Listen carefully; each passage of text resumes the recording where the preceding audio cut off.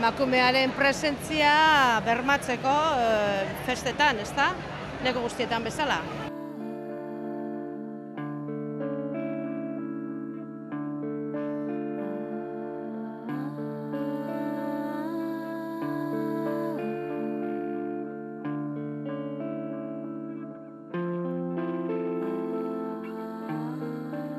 Argi dago emakumeen presentzia txikiagoa dela, bai musika munduan, bai bertsolaritzan, gero eta emakume gehiago dago eta gero eta hobeak, baina oraindik ere beharrezkoa da, ezta? Ikusten da, oraindik beren presentzia falta dela, leku askotan.